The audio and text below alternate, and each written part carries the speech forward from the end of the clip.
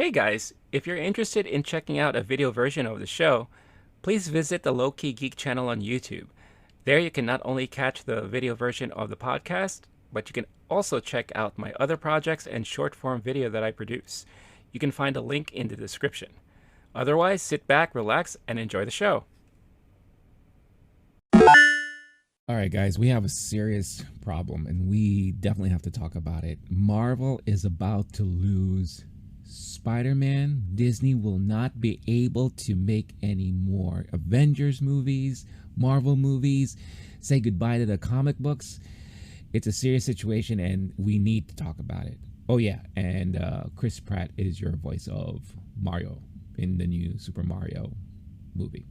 Yeah, all that and more. It's Talking Talk Podshowcast coming at you now.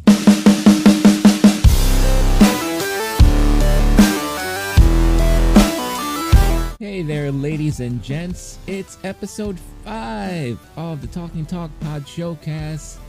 It's your boy Renee here. It's another week. We made it once again. It's fall. Happy fall, everyone. The temperature is starting to dip a little bit here on the East Coast. The humidity is dropping. We are escaping asteroids that are flying through the Earth.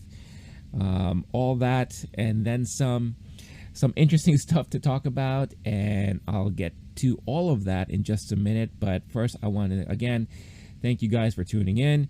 Appreciate all of you guys who are watching or listening in podcast form.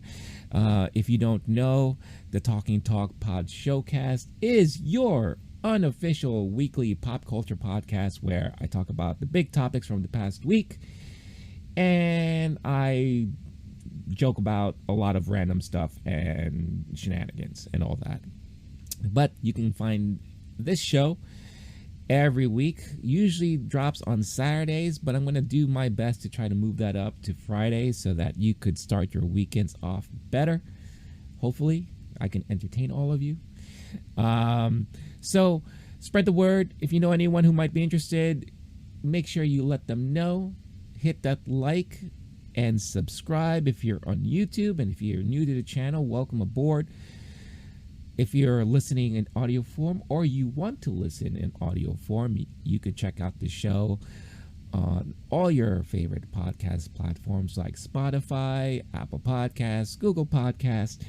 Just look for the LOWKEY Geek channel there and make sure to follow and download the episodes.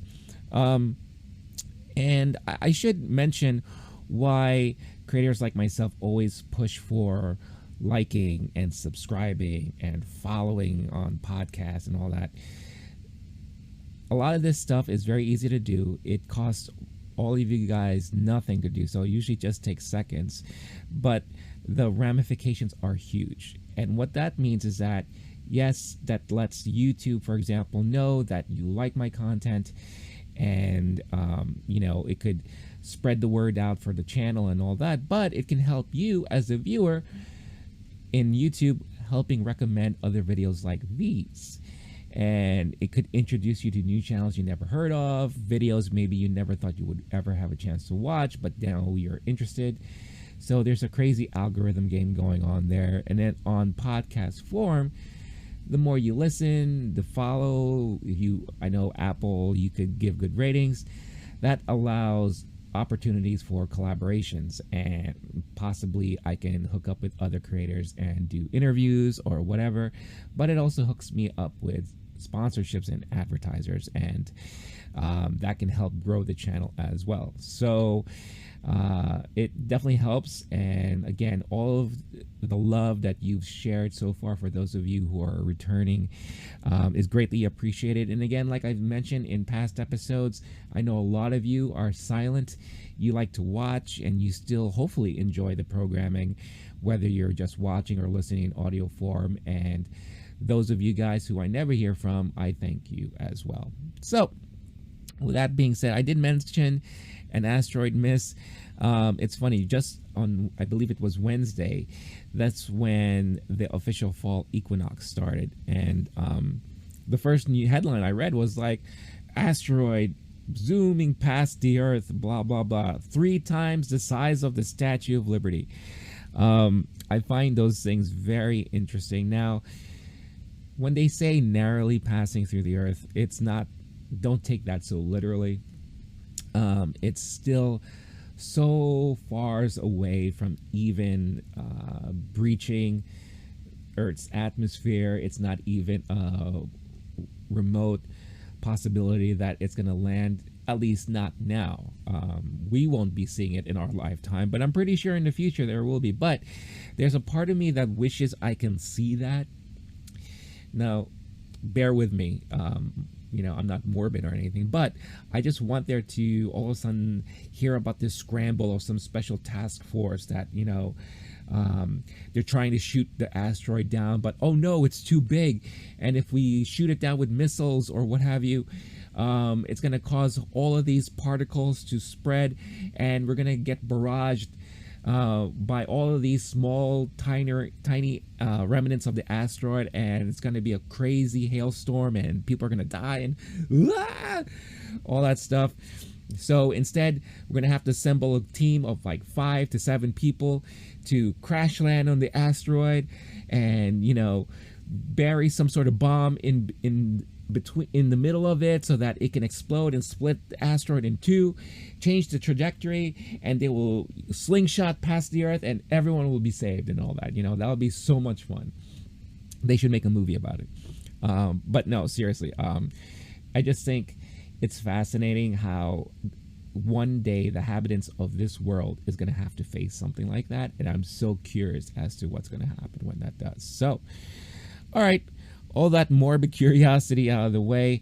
This week, a lot of next-gen hopefuls were waiting in lines for hours at local Best Buys across the U.S. Why? Because it's the first time since the next-gen launch that happened last November that people can actually go to a local Best Buy physically and try and attempt to buy either a PlayStation 5 or an Xbox Series X. And from the videos I've seen on Twitter, the lines were outrageous. I've heard people waiting as long as 14 hours, 18 hours, just trying to snag a console of their liking.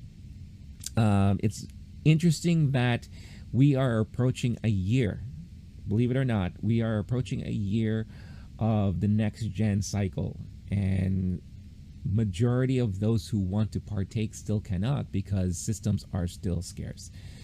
And it's because of the current state of the world and the microchip shortages and what have you. But this is the first time I believe that we've encountered such a thing. Usually by this time, as we're approaching the 1-year anniversary of a new console launch, majority of those who wanted to pick it up already have it. The problem is there usually isn't enough games to play, which is still the case, but most people just don't have the system yet.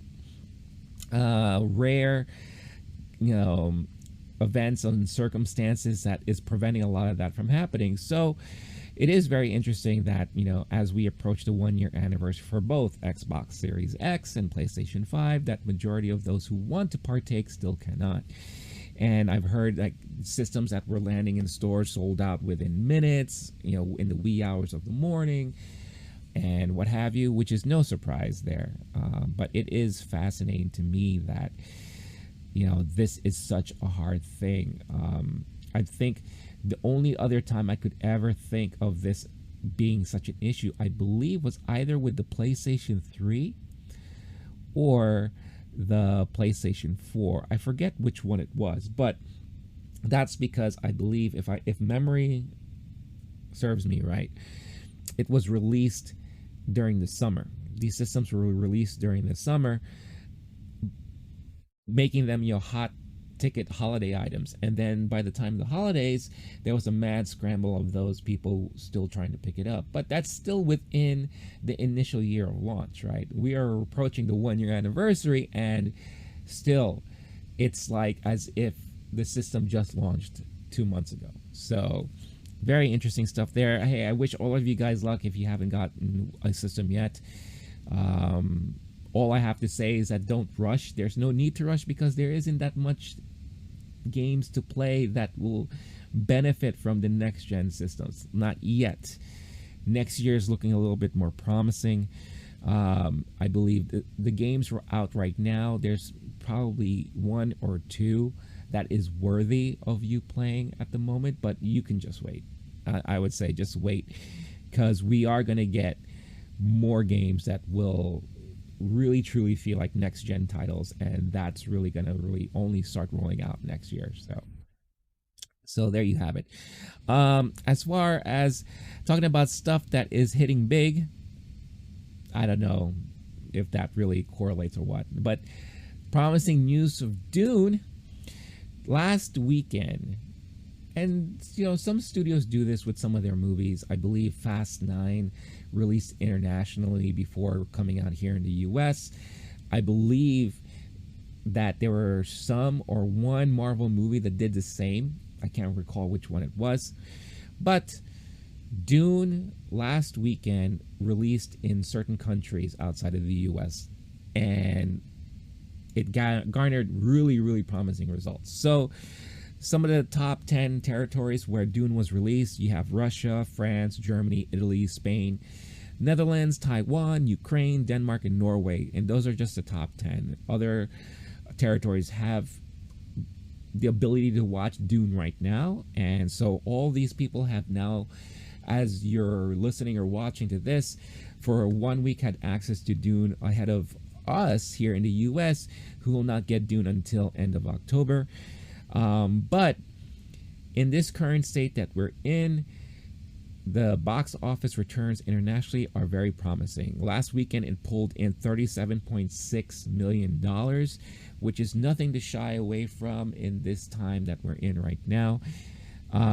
Most movies that launched recently, especially during the summer, struggled to try to break that 30 million mark, right? And that's just domestically, right? So it's promising because that means there are a lot of people out there, one, looking forward to watching this movie, and two, are willing to go out to the theater for it. Now, it's going to be a little different situation here in the US because we will be able to watch it in the theaters, but if we don't want to go to the theaters just yet, we will have the ability to watch it at home on HBO Max. So that's definitely going to skew numbers big time. Me personally, I'm looking forward to watching this in the theater because it looks like one of those theatrical experiences. You have great special effects. I'm a huge fan of Denis Villeneuve, and he is one of modern times one of the best visual directors right now.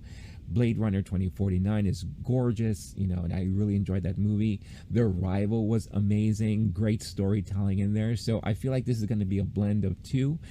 Dune is a hard property to kind of master, right? David Lynch's 1984's version, was not that great in my opinion. I know there are a lot of fans of it out there, but for me, I just remember renting it on VHS as a kid, watching it, falling asleep because I was just bored, right? And plus, I really couldn't understand what was happening. But there's also a lot of people who are fans of the books. And this movie, this new iteration, promises to stay a little bit closer to the books. Danny already has ideas and is writing, part 2, and hopefully he could turn this into a trilogy. That's his wish. But the only way he can do that is if the reception is big. So box office does matter, and that's why I pay attention to box office every week. If you are not familiar, every Mondays here on the LOWKEY GEEK channel, I do the Box Office Minute, which is a 1-minute YouTube short that just recaps the weekend's box office numbers here in the US.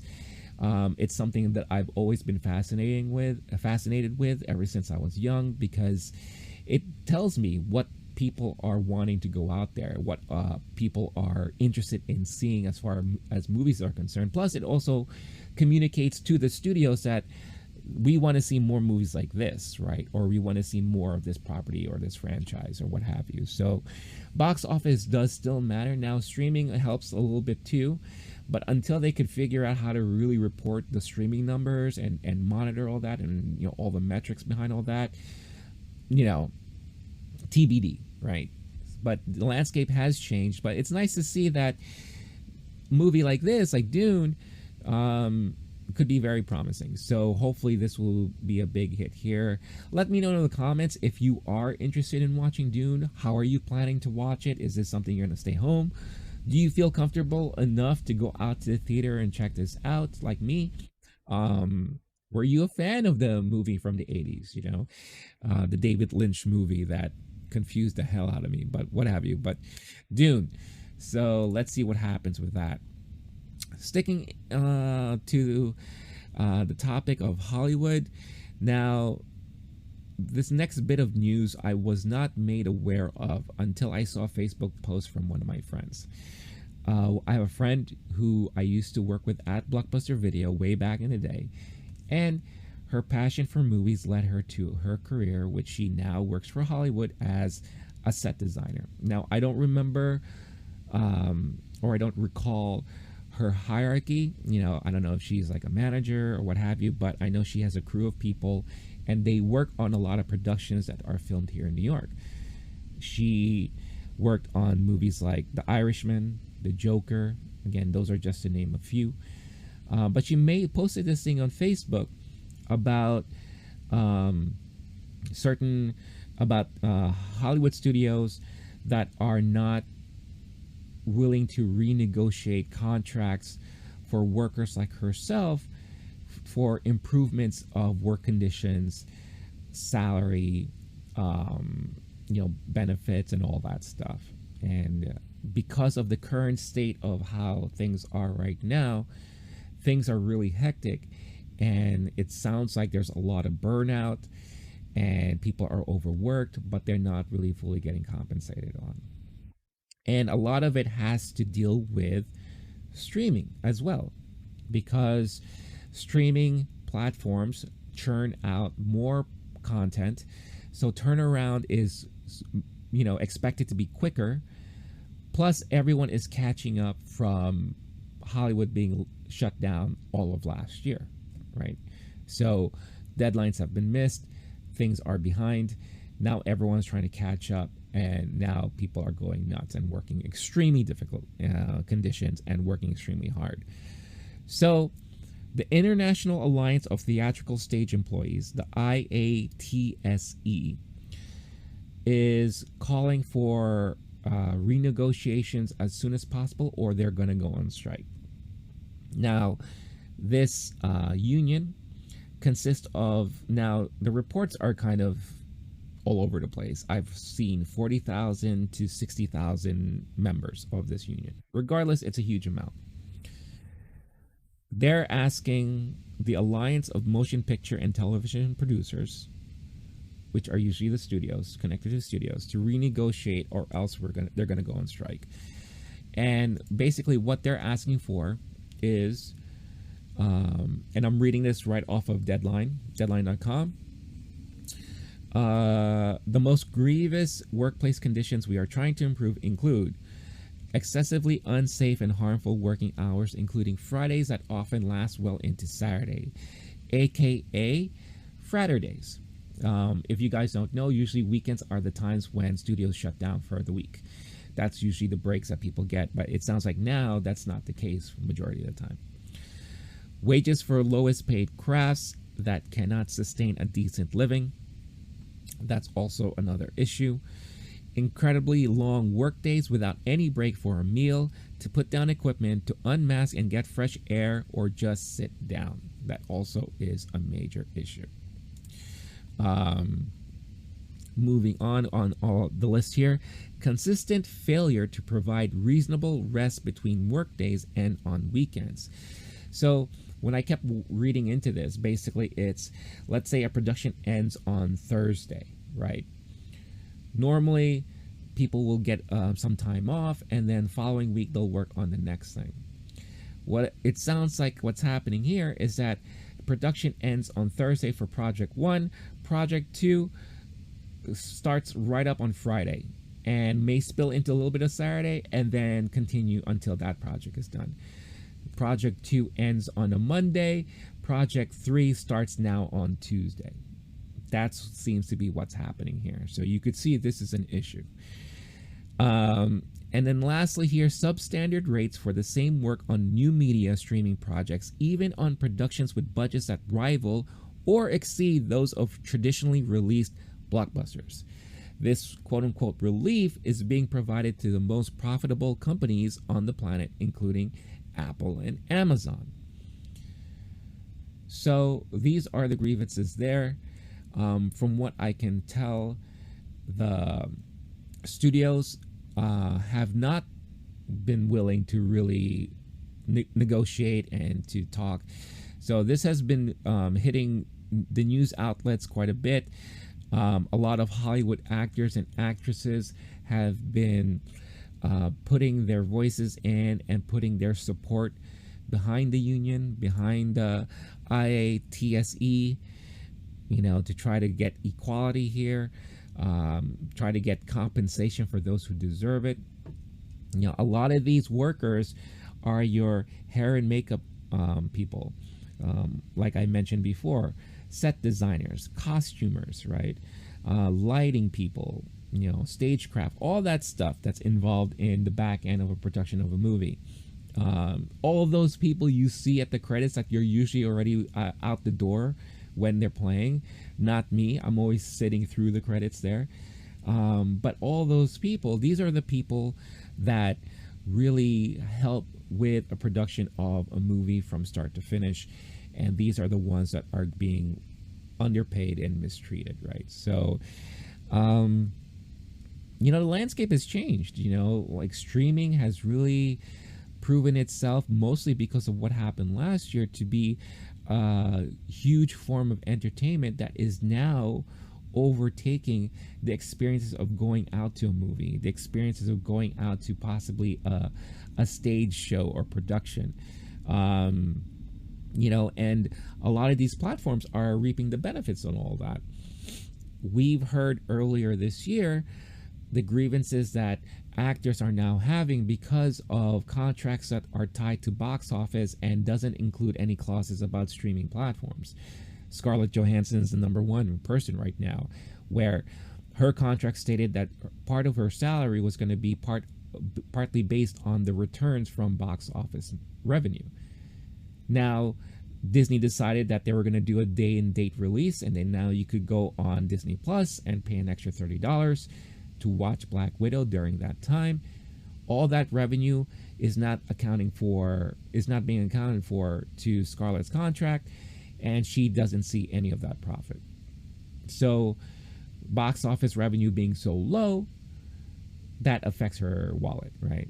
And it sounds like there are other actors and actresses who are facing the same issues here. So it comes a time where things are going to have to change and pivot, right? So it makes perfect sense to me why the IATSE Union is demanding for improvements and updates to their contracts for their members and all that. And it's only right for the studios to adhere to it, because if they can't negotiate within the next couple of days, it sounds like they are looking to walk out first week of October, and which will shut down majority of productions from what I read, mostly anything tied to Warner Brothers, HBO, Showtime, BET, Lifetime, a good amount of production that is done on the West Coast. And of course, it's going to touch like some of the East Coast productions too. So big stuff there. I wish them the best of luck. They deserve what they are, what is supposed to be coming to them.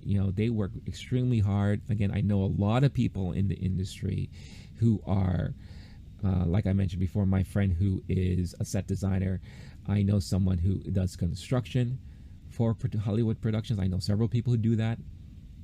And these people work extremely hard.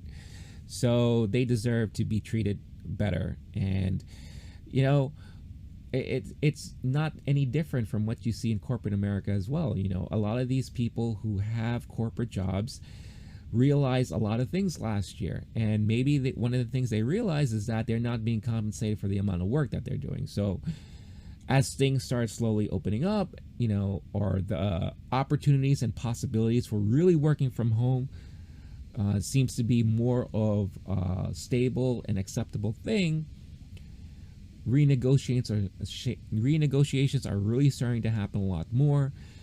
Conversations are starting to happen as far as what is proper compensation, what is a proper work-life balance, which is something I was always championing for years and years and years with all the companies I worked at. So it's, you know, allowing people to finally realize their worth. And for the most part, you know, I think a lot of companies were taking advantage. So let's see what happens here. I will be keeping a close eye on this because obviously it is fascinating. Plus, you know, again, I do love the industry because of what comes out of it. And the back end stuff always does fascinate me. And I really hope things turn for the better on both sides, but mostly on the side of the IATSE Union. Now, the freak out that happened on Friday when this news dropped on Twitter. And that's basically Marvel is involved in some lawsuits that could potentially, if it doesn't go their way, lose control of the rights of major comic book characters and will not allow them to move forward with any kind of comic book, movie production, TV production in 2023. Right. Now, I'm going to read a lot of stuff for you so that you get an idea of what's happening. This is from The Hollywood Reporter that kind of, in my opinion, summarizes it really well. And then, you know, let's discuss. So, Disney's Marvel unit is suing to hold on to full control of Avengers characters including Iron Man, Spider-Man, Doctor Strange, Ant-Man, Hawkeye, Black Widow, Falcon, Thor, and others. The complaints, which The Hollywood Reporter has obtained, come against the heirs of some late comic book geniuses including Stan Lee, Steve Ditko, and Gene Colan. The suits seek declaratory relief that these blockbuster characters are ineligible for copyright termination as works made for hire. If Marvel loses, Disney would have to share ownership of characters worth billions. Article continues, in August, the administrator of Ditko's estate filed a notice of termination on Spider-Man, which first appeared in comic book form in 1962. Under the termination provisions of copyright law, authors or their heirs can reclaim rights once granted to publishers after waiting a statutory set period of time. According to the termination notice, Marvel would have to give up Ditko's rights to its iconic characters in June 2023. Now, I'm going to continue on to this next part because I think in order to really fully grasp what's happening here or the potential of what the outcome could be, you need to understand this here. Marvel is facing other termination notices. For example, Larry Lieber, who worked at Marvel as a writer too, filed termination notices over creations in May. The heirs of the comic book creators, including Black Widow creator Don Rico, are being represented by Mark Toberoff, who once famously represented Superman creators Jerry Siegel and Joe Shuster in an unsuccessful termination attempt against DC. DC saved off termination by counterclaiming against Toberoff and asserting tortuous interference of its rights. The publisher was represented by Dan Petrocelli at O. Melveni, who just so happens to be representing Disney now in its efforts to keep rights to various Avengers characters. All right. So, to summarize here, the heirs of these famous comic book creators are looking to get their cut. Understandably so. You know, I believe, look, you're a comic book creator in the 60s, 70s, you create these things. You don't know that 40, 50, 60 years down the line that these things will be multi-billion-dollar properties, right? So you agree to certain terms with the publisher, whether it be DC or Marvel, that, you know, I'm going to work here, I'm going to do what I do, but understanding that a lot of the properties that I may be involved in, or maybe some creations that I work on, may not be fully mine. It's going to be ending up to be the property of the publisher. If you work in tech or media, a lot of the contracts that you sign have a clause in there, and I've seen this clause multiple times, that any invention that is done while working for said company is rights and belongs to that said company. You don't have any personal attachment to it. You cannot take that, you know, that invention, whether it be a piece of software, a tool, right? You cannot take that with you if you were to leave that company, because now the company owns it. And this is not any different there, right? So the heirs are looking for their share, or they're looking for maybe more so control, right? And they want to prevent Marvel or DC or Disney, because Disney owns Marvel, in reaping any further benefits until they can get their cut. I don't blame them, right? I'm with them on that. Now, the reason why this is not going to happen and Disney and Marvel will be just fine is because what I mentioned before about Superman. Those creators tried to go back at DC, and tried to get full control. It didn't happen. It didn't work. You know, DC was able to make their case known, and it was very well known that when these creators worked for DC, they were work for hire. They were just working for the publisher, and any creation that was done said publisher belonged to said publisher, like I mentioned before. Now, the silver lining there is that there was a settlement between DC and these creators, or the estate of these creators. And from what I hear, things are fine. This is exactly what's going to happen here.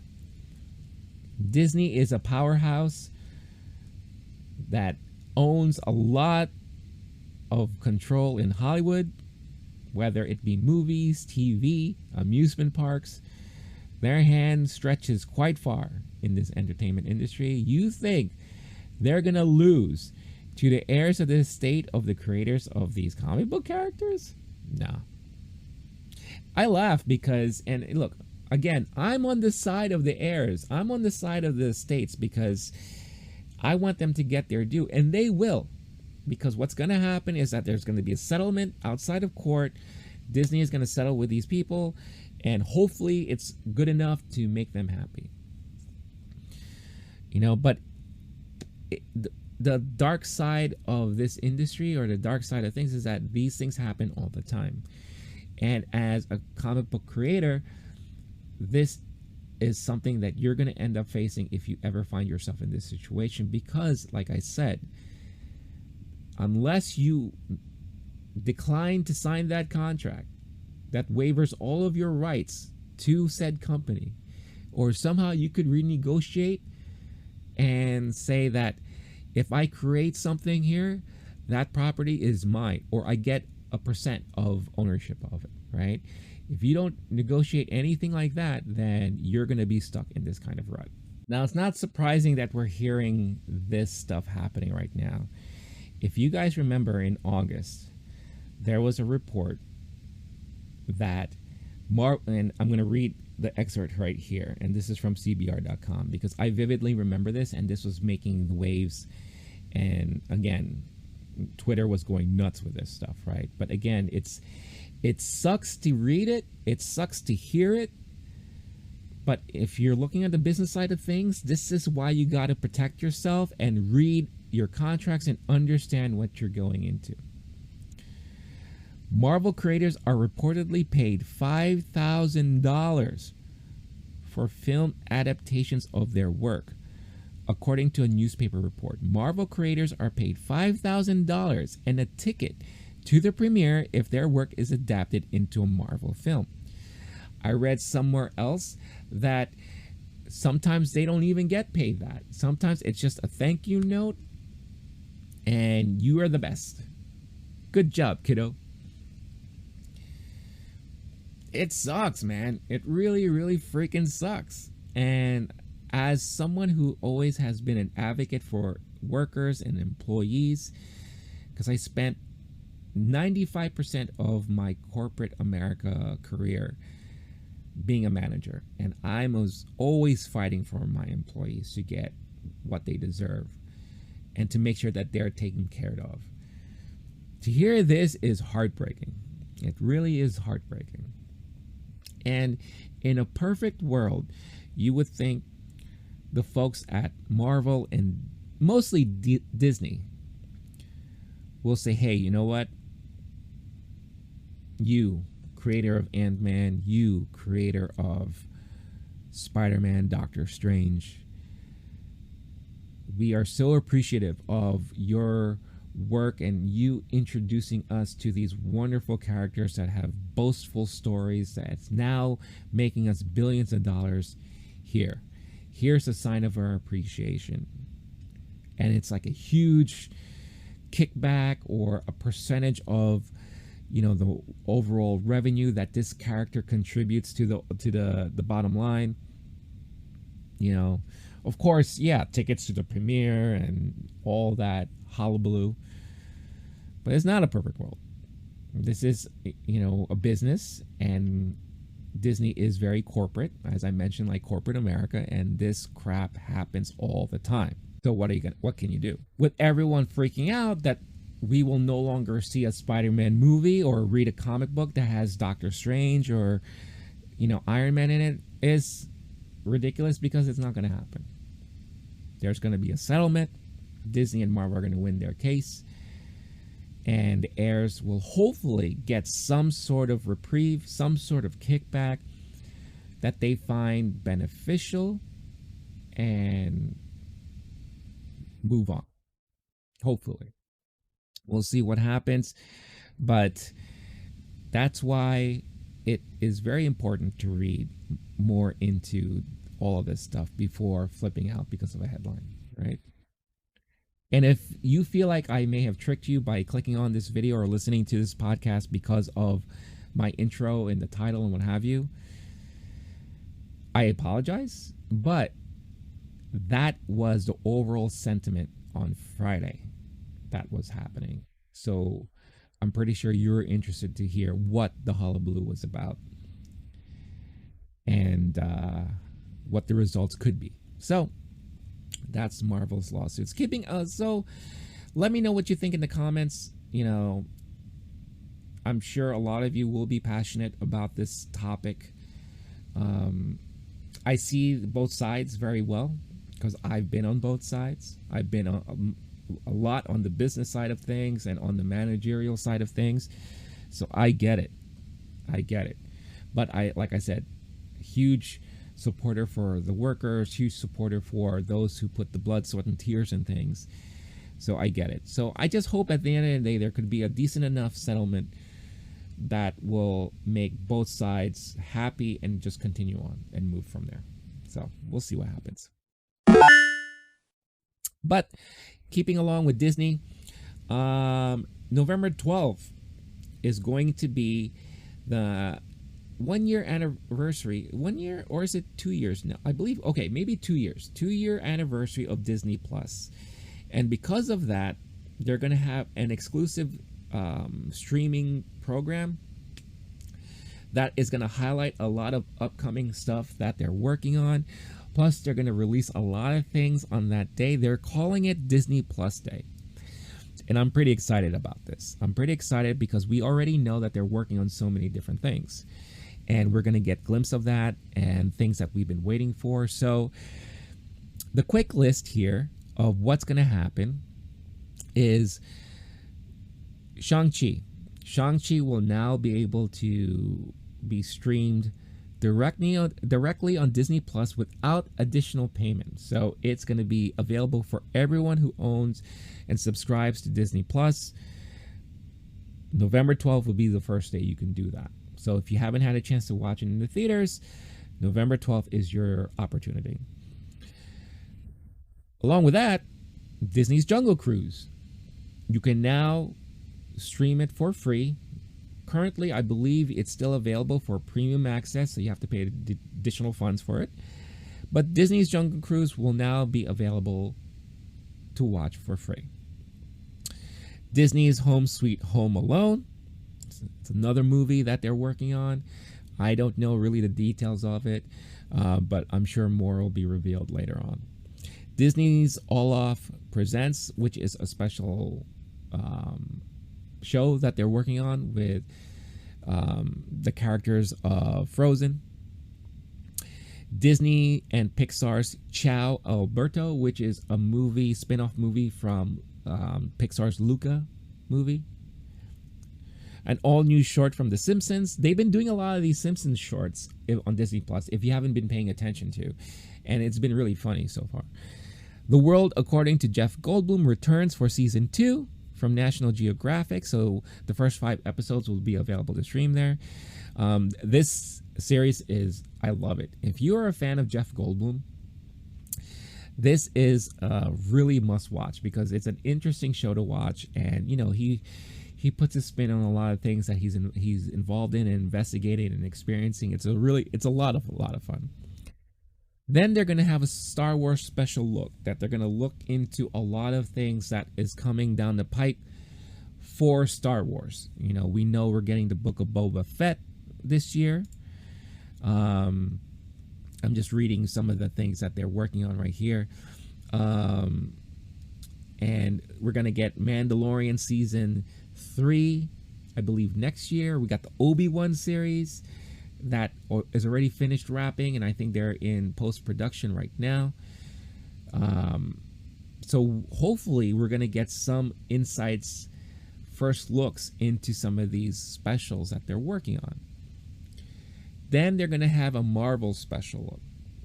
And this is the one that I am excited for the most, because November 12th is going to be a week after the Eternals movie releases, right, in theaters.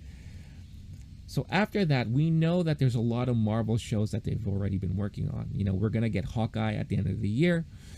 But there are also programs like Miss Marvel, I Am Groot, Secret Invasion, Ironheart, She-Hulk. Hopefully we're going to get more details about these series, insights, and first looks, because they've already been filming some of these. And then we got the movies, right? We got Doctor Strange in the Multiverse of Madness, Thor, Love and Thunder, Black Panther, Wakanda Forever, the Marvels, Guardians of the Galaxy Volume 3, Ant-Man and the Wasp, Quantumania. We know that they're working on a Fantastic Four movie and a Blade movie, so are we going to get more details about that? Are we going to maybe get a cast reveal? Will we know who our 4 are for the big 4? Who knows? But it's very exciting. And then they said there's going to be more stuff to be revealed and detailed later on. So Disney Plus Day is going to be a lot of fun. I think that is a day that is going to be a lot of fun if you're a Star Wars fan, if you are a Marvel fan, if you're a Disney fan in general. Maybe they're going to let us know about new Disney programming, maybe new cartoons that involves the Disney characters. Who knows? Maybe some reveals on Muppets related stuff. It's going to be a lot of fun, and I think it's going to be a huge thing. And Disney Plus has really made a name for themselves as a top streaming platform. I remember when it first came out, the only thing you had available was, or looking forward to, was first season of Mandalorian. But other than that, there was really no other solid programming that would draw people to want to pay for this service. Now, I mentioned before the Jeff Goldblum series. That was also a launch series that, for me, I found extremely entertaining, but for general audiences, they're not, right? Like I said, the big draw was Mandalorian. And then once that was done, there really wasn't anything else. Yeah, you could watch all the Marvel films and the Star Wars films and all the old Disney animated movies and all that stuff, but it took them time to really get a grasp on what they were going to do for this platform and how they were going to draw people to it. Then the Marvel series started coming in, and then a lot of these special programming started coming in. Season 2 of Mandalorian. We had, like I mentioned in a previous episode, this year alone we've seen 5 Marvel series. We will see 5 because Hawkeye will be the 5th. Movie releases, all that stuff. So if you're a fan of all these properties, Disney Plus is probably your top tier streaming platform that you have right now. In my opinion, it would be HBO Max, Disney Plus, and maybe Netflix, right? Those are the top 3 right now, with Hulu being very close in that top 3. So this is going to be a lot of fun and a lot interesting to find out what is going to be revealed and on what have you. So again, let me know in the comments what you're looking forward to and what is something that's going to be extremely exciting for you to watch. So now, by the time you've listened to this or are watching this, Netflix would have already had their special global fan event called TUDUM. And TUDUM, and I'm not joking, TUDUM, which is a take on the Netflix sound that you hear when you launch the app. So TUDUM. They're having a global fan event on Saturday, September 25th, where they're gonna, I believe it's gonna be 3 hours, and they're gonna have a lot of special insights and first looks on all of this stuff that they're working on. So just to name a few things, I'm gonna scroll through this list and you'll see it on screen as well. Hour 1, you're gonna have a preview of, or they're gonna talk about Red Notice, which is this movie with The Rock, Ryan Reynolds, and Gal Gadot. Stranger Things, we all have been waiting for season 4, so we're gonna have some insights on that. Ozark, they're gonna have their final season coming up soon, so I'm sure they're gonna talk a lot about that. A young adult spotlight, Sex Education, which is another popular thing on Netflix. A spotlight on India and Indian programming, which I think is really amazing, and Bridgerton, which is hugely popular on Netflix. Then in hour 2, we're gonna get something about the Sandman. They've been working on this Sandman series for a very long time, so hopefully we'll get a first look there. An anime spotlight. Netflix has made a name for themselves for premiering very well received anime programming, so they're gonna go into some of those things there, which includes Ultraman, Sailor Moon, Agretsuko, so that's gonna be cool. Cobra Kai, which is my runaway favorite from YouTube Premium, that I'm so happy got picked up by Netflix because more people need to enjoy this series. So we're waiting for the new series, the new season that's supposed to be launching soon, so hopefully we'll get some insight on that. Extraction, which was a movie with Chris Hemsworth that debuted on Netflix, so I believe we're getting a sequel to that. Then we're going to have an action movie panel. So they're going to go through like The Old Guard, which is getting a sequel. Army of Thieves, which is supposed to be a prequel to that Zack Snyder movie. Harder They Fall. We're going to get a look into Arcane and Bruise. We're going to get a Korea spotlight for Korean programming, which, really popped off well on Netflix for a lot of people. Vikings, those who are fans of Vikings. Tiger King, which was already leaked that we're going to get a part 2 of that. Unscripted TV spotlight. So that's more of like your reality shows and game shows, Floor is Lava, all that stuff.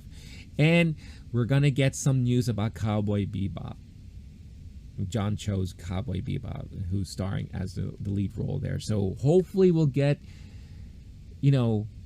some first looks as far as actual scenes, because when they released those photos a couple weeks ago, I don't know if I was feeling them at all. But once you see it in motion, you could easily change your mind and all that. And then in hour 3, more stuff, and this looks like they're focusing more on Netflix specific tiered properties, right? So Emily in Paris, The Crown, The Umbrella Academy, which I love. If you haven't watched Umbrella Academy, you're missing out. Army of Thieves, Animation Spotlight with Big Mouth and Inside Job. Don't Look Up, Enola Holmes, which I think they are doing a sequel of that because that first movie became a big hit. And of course, The Witcher, the new season of The Witcher that they're working on, and The Witcher Blood Origin, which I believe is anime. So a lot of stuff they will be discussing and hopefully revealing to you guys. I believe you can watch this on YouTube, the whole 3 hours as a live streaming event, and you could watch it as a recap later on. So I will be looking forward to checking this out over the weekend. Let's see what good stuff they have, because in my opinion, the reason why I said Netflix is number 3 in my streaming platform list is because I feel like they've kind of stepped out of what they were really good at, and that is Netflix tier 1 specific programming. Back in the day, a lot of people loved Netflix because of shows like Orange is the New Black, House of Cards, Stranger Things, right? Ozark. These are the huge programs and all that. Then they started focusing on a lot of these like lower tier programming, movies, which have been mostly hit or miss. And then the platform became more well known for documentaries, especially true crime documentaries. You ask a lot of females who watch Netflix in the United States, and the majority of them will say that they love watching true crime docs on Netflix. So in my opinion, Netflix turned into the true crime doc platform. Hopefully they can kind of pick up some more momentum and go back into things, because Netflix is still a solid option as far as streaming goes, but I've been noticing the majority of my own time going more to HBO Max, Disney Plus, and even Hulu, which is owned by Disney as well. So let's see what happens. Let me know again in the comments if you check it out and what you guys are excited for. And guys, on the podcast platform, and I believe this is if you're listening on Spotify, you can leave voice messages as questions. So if you want to do that, go ahead and head over there and leave me a voice question, and I'll in future episodes I will play them and answer your questions. So that'll be a lot of fun. Now, before we get into the last main topic here, I'd like to take a moment to reveal this new segment that I may have moving forward, and that's the Flashback Feeling Old segment, celebrating birthdays from this past week. Because this week we had kind of a few celebrations, some that I found very interesting and they're tied very well into pop culture. So first off here, we have The Muppet Show, debuted 45 years ago this past week. 45 years ago. The Muppet Show was always a popular thing to watch for myself. I've watched it live on TV. I believe it was airing on Channel 7 here in New York. It was either Channel 7 or Channel 2. My memory is fuzzy, but then again, not Fuzzy Bear, but because I was only 3 at the time. But it was a show that stuck with me for a very long time. I am a huge fan of the Muppets. I love the Muppets extremely. If you know me long enough, you know that is a big part of my life. So it's amazing that 45 years ago the Muppet Show debuted, and you can watch episodes of the Muppet Show on Disney Plus.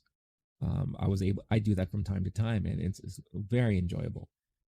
Now, interestingly enough, with us celebrating the anniversary of the Muppet Show, we are also celebrating the birthday of its creator, and that is Jim Henson. If Jim Henson was still around with us, he would be 85 years old this past week. So a very happy birthday to Jim Henson. Again, without him, we would not have gotten the Muppet Show. We would not have gotten the characters that we see on Sesame Street. Because, again, Jim Henson was not a creator of Sesame Street.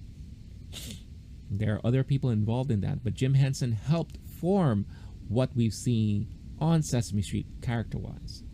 So he was crucial when it comes to that. Then we would not have gotten movies like The Dark Crystal, Labyrinth, you know, movies that we've seen from the Muppets like Muppets Take Manhattan, The Great Muppet Caper, and the Muppet Movie. So Jim Henson, plus, again, Jim Henson was a revolutionary when it comes to puppetry and robotics, that a lot of things that we've enjoyed as kids probably would have turned out differently if it wasn't for Jim Henson. He worked a lot on puppetry and robotics when it comes to facial expression. So, for example, he was involved in the first Teenage Mutant Ninja Turtles movie. He created the robotic puppetry that controlled a lot of the eye movements, the mouth movements, the expressions. It was Jim Henson's workshop that worked on a lot of that stuff. So a lot of things that he's done and created for his own properties, he was able to help other studios utilize those creations, you know, for their properties. So again, happy birthday to Jim Henson right there. Lastly on this list is something that I haven't thought about in ages, and it's really, really fascinating. So it's about an alien who hails from the planet Melmac, loves eating cats, and loves being a wisecracking, sarcastic joke teller, and that is ALF. ALF debuted on TV 35 years ago this past week. 35 years ago. And if you are not of my generation and you don't know who ALF is short for Alien Lifeform. And it was a sitcom on network TV. I believe it aired on NBC. About a family who encounters an alien that's been stranded here on Earth, takes him in as their own, and we see the everyday lives of ALF adjusting and learning about Earth's ways with this family. And ALF was this comical, like literally, he would tell jokes all the time, get into a lot of hijinks with the family, especially with the father figure, and terrorize the family's cat because on his planet, cats are a delicacy and that's what they eat. It was a bizarre show, man. It was, you look at this character and maybe for most of you, he is not a cute character, right? And he had this voice like this, you know, hey, what about the cat? It's like putting Rodney Dangerfield into an alien, right? But it blew up. At that time, ALF was extremely popular. It spawned off an animated series that you could watch on Saturday mornings. It spawned off a comic book, merchandising. They had a deal, I believe it was with Burger King, where you bought like a kid's meal and you would get a stuffed, you know, ALF doll. You saw ALF everywhere on t-shirts, Hallmark shops.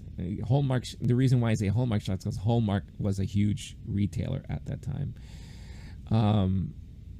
So you just see ALF everywhere, magazines, what have you. But the most interesting story about ALF that I will briefly share here is about its creator. Its creator is a network television writer, Jerry Stahl. Now, when I say create, Jerry Stahl was the writer of the show. So he created a lot of the episodes, wrote for the show. The character itself of ALF was created by some other person, I believe Paul Fusco. He was the one who created ALF, the puppet that we see in the show. But Jerry Stahl was the writer of the show. And of course, the head writer, so he wrote majority of the episodes and formulated the look and feel of the series. But Jerry Stahl was a heroin addict. And if you ever have a chance, watch the movie called Permanent Midnight. Permanent Midnight stars Ben Stiller and I believe Owen Wilson, and I forget who the female is in there. the head female. Well, anyways, and this is one of the few films with Ben Stiller that it was more drama centric, and it's the story of Jerry Stahl, how he is a Hollywood writer. He has addiction problems, a huge heroin addict, and it was because of his heroin usage he kind of had hallucinations, and it was hallucinations of this type of character, a wisecracking alien that he started writing about, and it formulated the TV series. Right now, again, I don't know how accurate it was. I did hear that it was extremely accurate, that Jerry Stahl's side was trying to put an end to the movie, or was trying to sue the producers of the movie, or what have you, or it was more about the way they portrayed Jerry Stahl. There was a very rough scene in that movie, Permanent Midnight, where they show Jerry Stahl getting high in a car, and he's sitting next to a baby, and the baby's there in the car seat, and he's just high, blitzed out of his mind right there. I mean, nowadays we see that on the news, especially in the Midwest, with all like father and mother blitzed out in the front seat and the kids in the back seat, right? So go figure. But I just think it's a fascinating story of how this type of TV series was created, because if you heard about this series now, you would think, oh, what is this, a Disney show? It can't be serious to have this on network TV in prime time. But it was a huge hit. It was a huge, huge hit. I thoroughly enjoyed it because I think I was just the right age at that time when this show came out 35 years ago. So I enjoyed it. I fell into the ALF craze, so very interesting to look back on that. So, guys, again, as a reminder, Talking Talk Podshowcast can be seen every week on YouTube. Normally Saturdays, but hopefully Fridays moving forward. If you are new, welcome. Hit that like, subscribe to the channel if you haven't done so already. And it could be also found on podcast platforms like Spotify, Apple Podcasts, Google Podcasts, and the like. Make sure you follow. Give a good rating if it asks you or prompts you to, and download the episodes and enjoy it every week. And I appreciate all the support. So let's talk about this Nintendo Direct stuff that happened. Now, I made a comment to a friend of mine about Nintendo's presentations. A lot of it is very tongue-in-cheek. A lot of it is very family-oriented and kind of goofy. They're still trying to portray that they are the fun video game company and all that. But for me, it doesn't work anymore. Maybe it's just me. I don't know if I'm getting old and curmudgeon-y like and cranky in my old age, but I'm so used to seeing presentations from Sony and Xbox that are very professional, very serious, and hey guys, we're going to show you all this stuff. So when I saw like one of the producers or developers of Splatoon doing his crazy presentation there, I thought it was silly. I was laughing my ass off because I'm like, this is so ridiculous.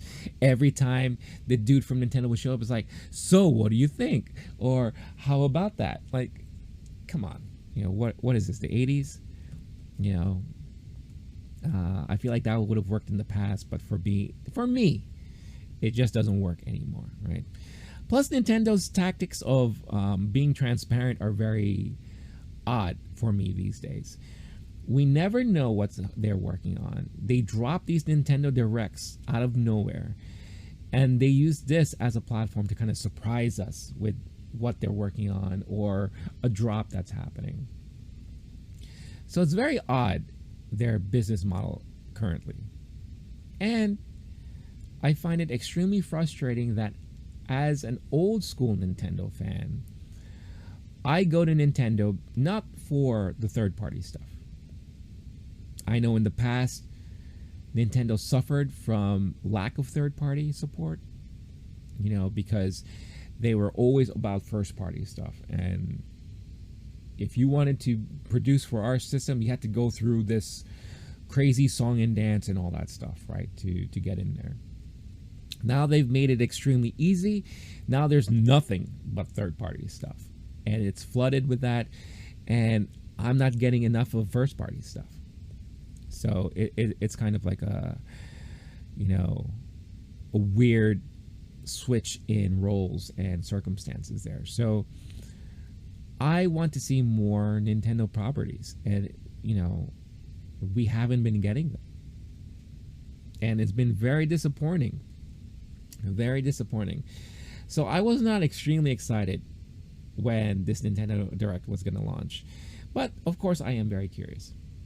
So I decided to check it out, and I have to admit there were some good surprises in there.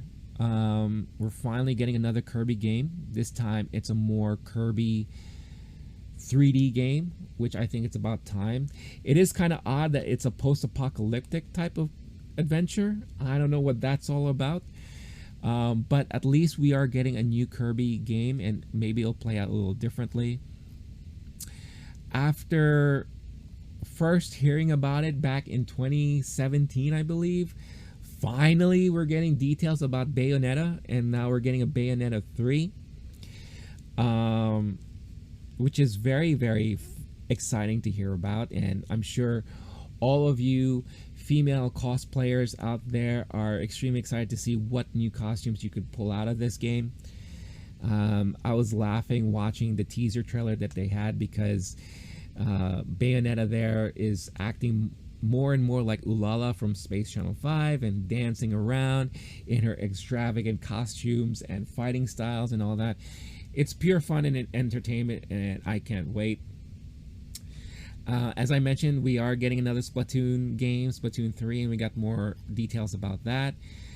For old school PlayStation players and fans of Final Fantasy and Square Enix, Chocobo Racing is finally coming back, and it's coming back as a kart racer.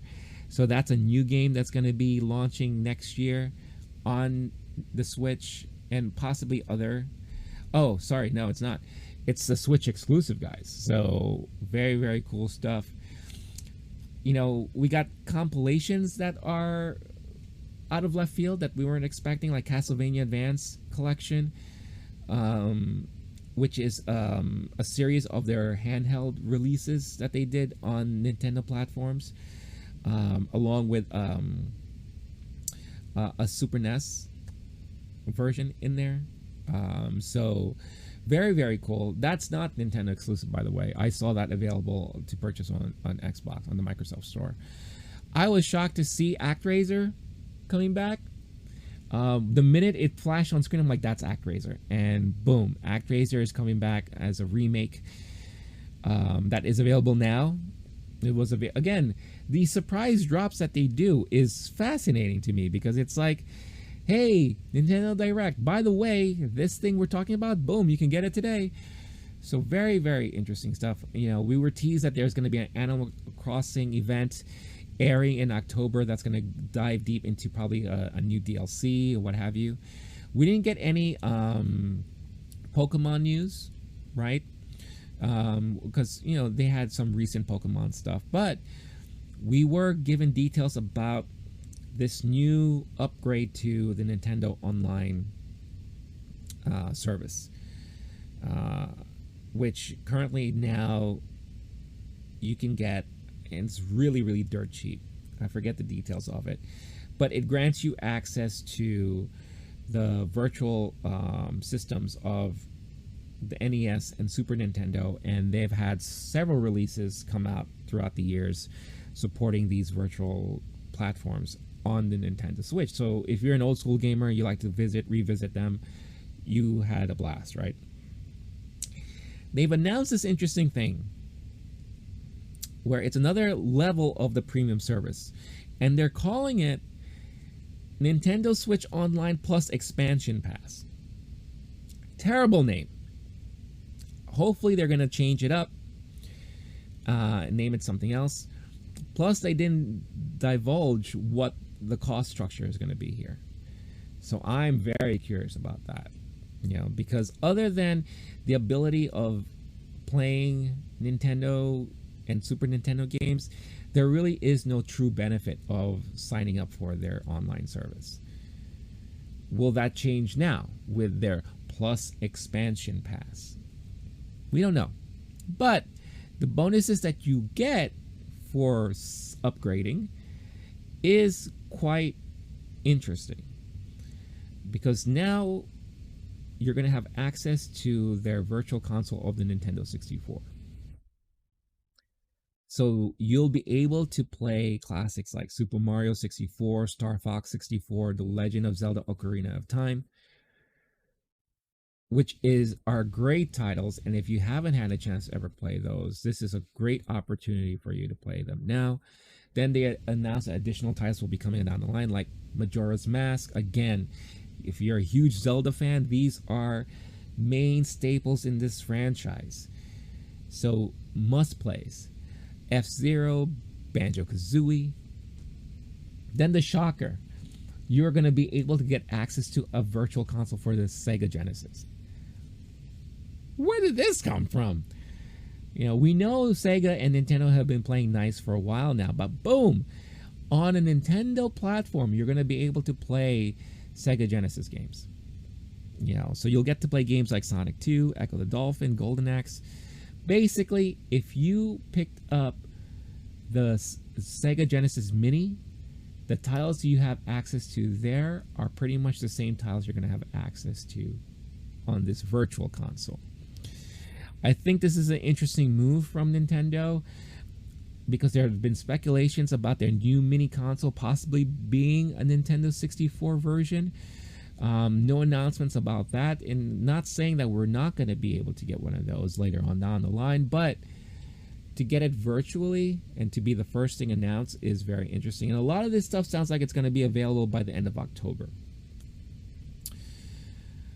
Plus, as a member, you're going to be able to purchase the Nintendo 64 controller and the Sega Genesis controller for $50 each once they're made available,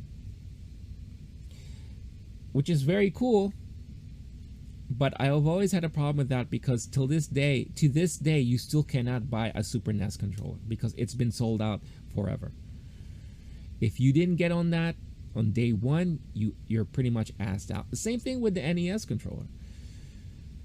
Plus we're buying these old school controllers for $50 a pop. Yeah, I have a little issue with that. Here's my other issue. And I'm sick of Nintendo playing favoritism. In Japan only, you can buy the 6-button Sega Genesis controller from Nintendo to play on the Switch for the Sega Genesis Virtual Console.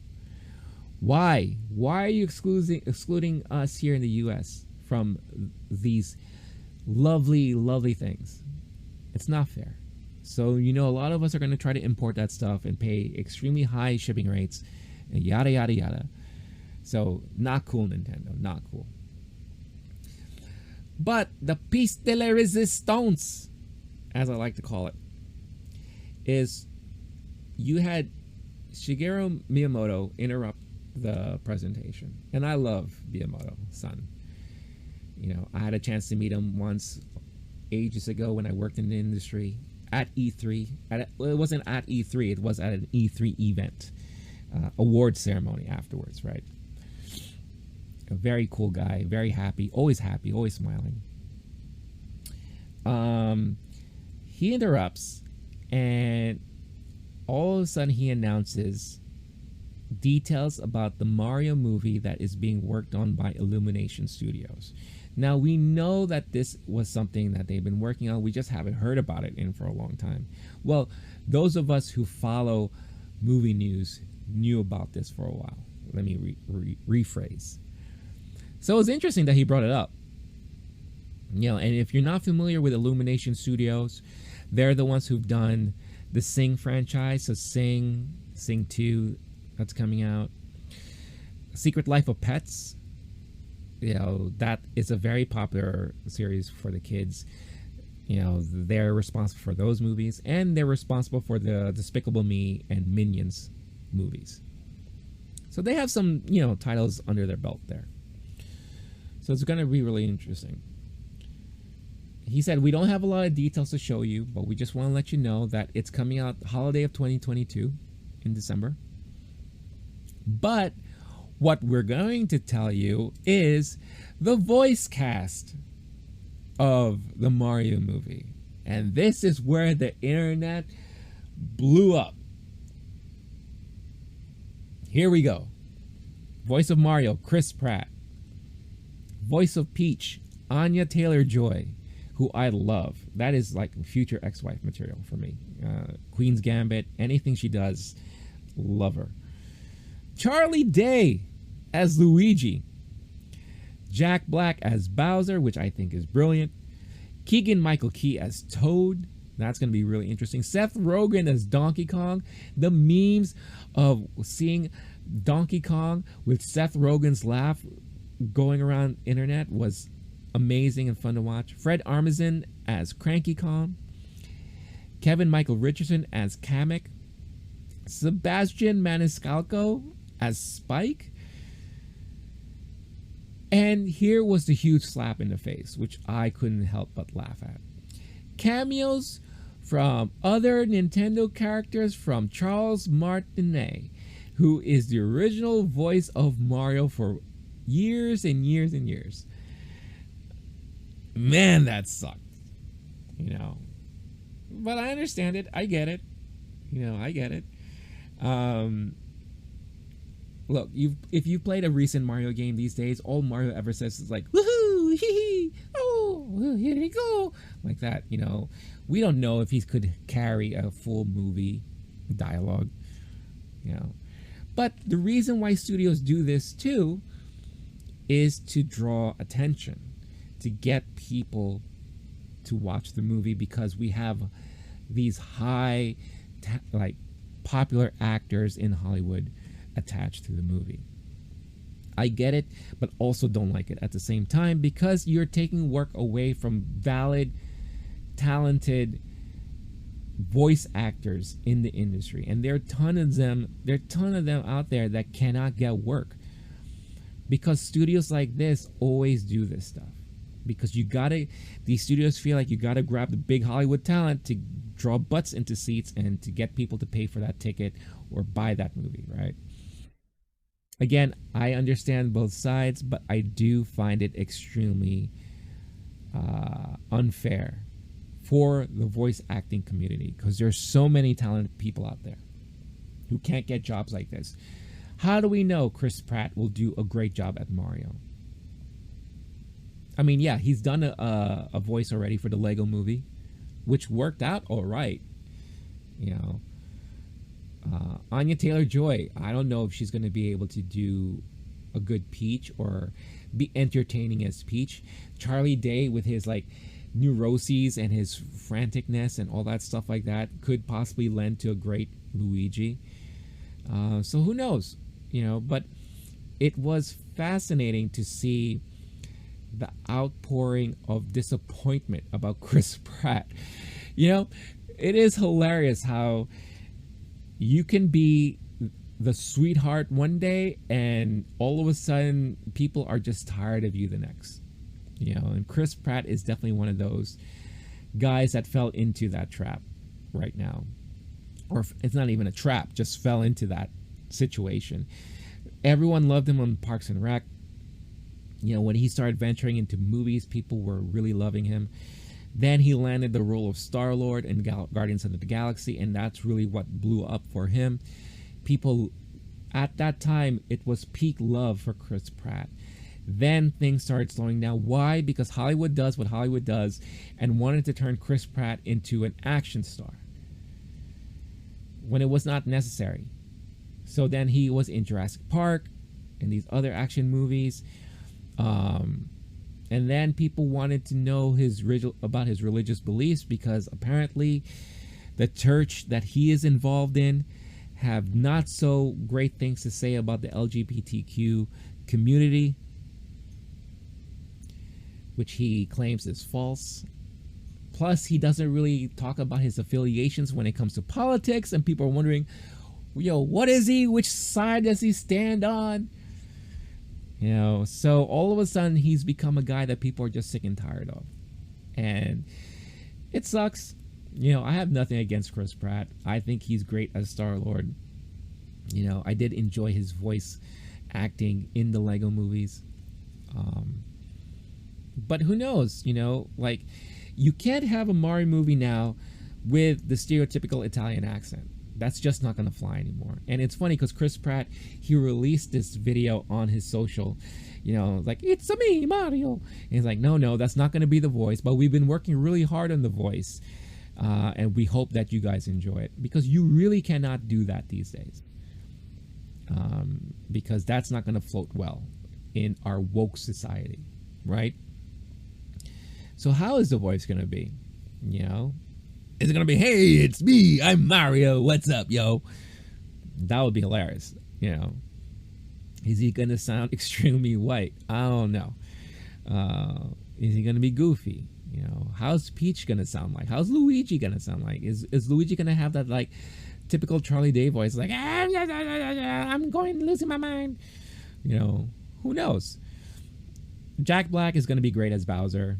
I think Seth Rogen is a perfect casting for Donkey Kong. You know, see Donkey Kong goofing around and all that. But yeah, it's going to be fun. Look, this could be a train wreck for all we know, or it could surprise us and be thoroughly enjoyable and entertaining. A lot of us were wondering how the Sonic movie was going to turn out. You know, especially when we got the first glimpse of the character design and the internet again blew up and didn't like it. Then it forced the studio to actually change the look of the character to make it more like the video game character that we knew. And guess what? The movie turned out to be fun and enjoyable. And we haven't had Jim Carrey be Jim Carrey like that in a long time. So everything worked out. But this is a live action movie, right? We don't know how the animation is going to be like. Again, if you look at the lineup of Illumination movies, very interesting stuff there, you know, and they've done a decent job. You know, a lot of it doesn't speak for me, but I'm not their primary audience, target audience. And for all we know, this is going to be for the kids who love the Mario Brothers, who love playing the games.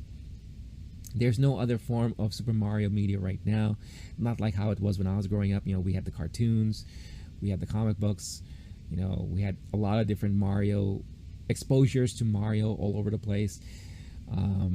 And we haven't really been getting a lot of Mario games. You know, we're getting Mario Party soon, if not already. The tennis, Mario Tennis.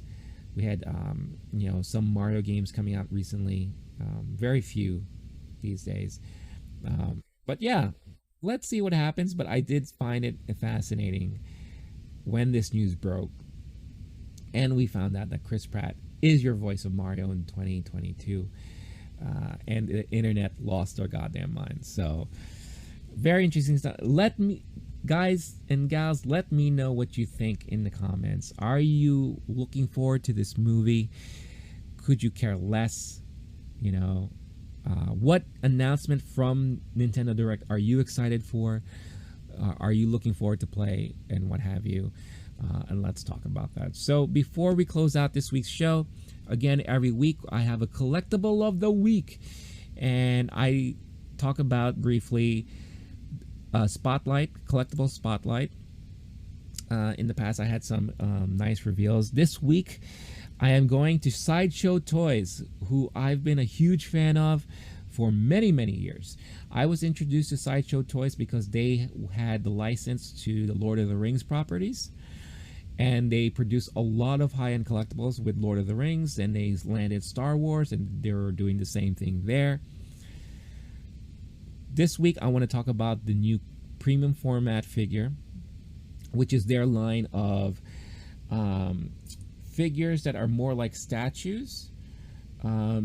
Limited posability, but the likeness, the details, the clothing is very, very well done and highly detailed and accurate. And they are doing one of The Crow.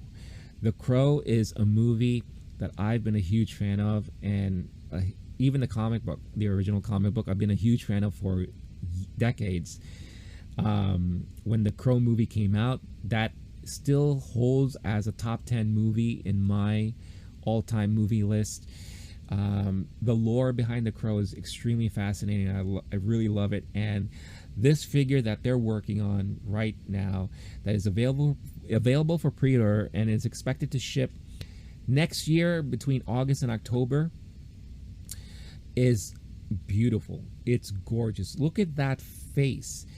That face is Brandon Lee, his portrayal of the Crow. That is Eric Draven that we saw in the movie. Gorgeous detail. You got his leather trench coat that looks amazing. He got the crow that's perched right on his shoulder.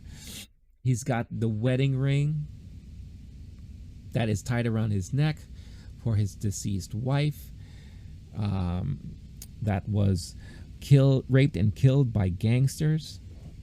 You know, the only thing missing here, and I don't know, maybe they'll still add it later on, is his guitar, his famous guitar, because he is a rock musician by day, lover by night, and now full-time Avenger from the afterlife. But the details here for this is probably the best representation of the movie version of the Crow that I've seen ever.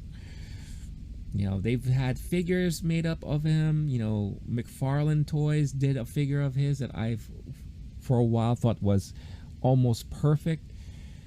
And then there have been statues for him as well in the past that I thought were brilliantly done. But this is by far, I think, the best representation of the movie version of The Crow, Brandon Lee's portrayal of Eric Draven. And I think it is gorgeous. It is $600, again, extremely high end, you know. But the great thing about Sideshow Toy, as I mentioned in last week's episode, is that they do have flex plans, and you could pay monthly for something that if you really, really want it, but you don't want to pay full price, and you could split it up into as many as 8 payments. And you know, first they'll ask you for a deposit. In this case, they're going to ask you for $60 deposit. But the first payment will not be taken away from your account until January of 2022, because the release of this is still a little bit long away.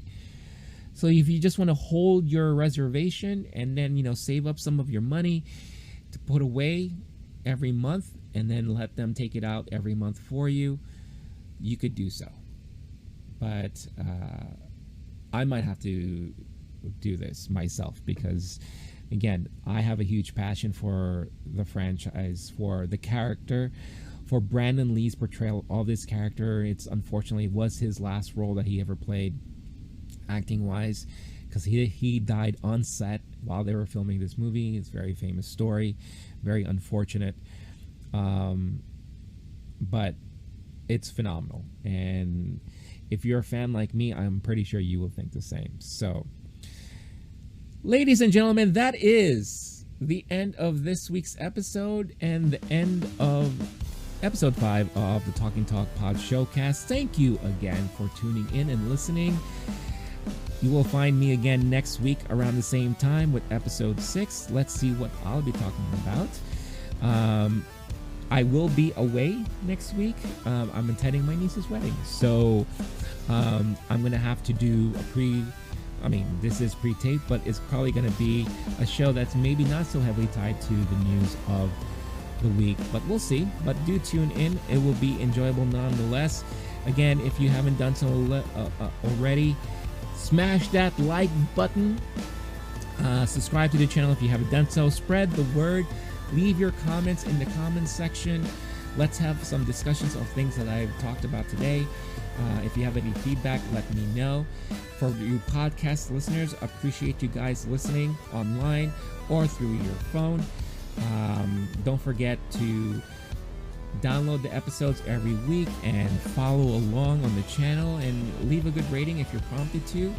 Appreciate all the support that you guys have been giving me so far, and I appreciate and looking forward to future episodes. So until next week, stay cool, stay classy, stay safe, and I'll see all of you guys next time. Peace.